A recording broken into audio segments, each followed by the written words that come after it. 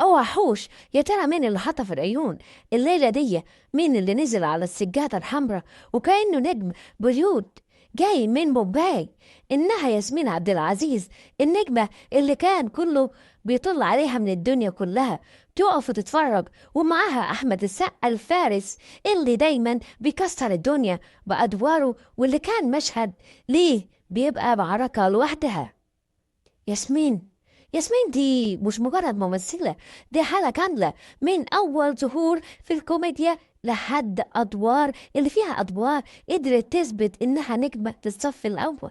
حضورها في العرض الخاص كان مليان طاقة، ضحكة بتخطف القلوب وكأنها بتطل فيلم هندي، وبتدخل القاعة وسط تصفيق الجمهور والعيون كلها عليها عن أحمد السقا. السقا بقى ده حكاية لوحده، بطل الأكشن الأول في مصر اللي كل الناس فاكرة مشاهد مطارداته وقفزاته من فوق الكباري. وفي خلي بالك من نفسك بيكمل المشوار مع ياسمين سليم وكأنهم شاروخان وكاجول. السينما المصري، حضوره في العرض الخاص كان زي دخول البطل في مشهد النهاية، الجمهور كله واقف يسقف.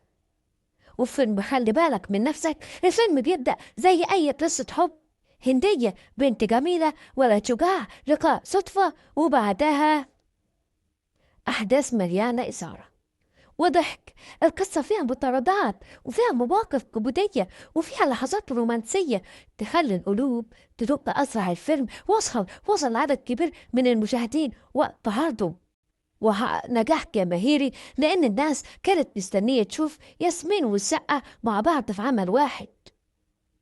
الجو العام الجو العام في العرض الخاص، القاعة كانت مليانة نجوم، الصحافة والجمهور، وكل الكاميرات متوجهة ناحية ياسمين والسقا، كأننا في مشهد افتتاح فيلم هندي.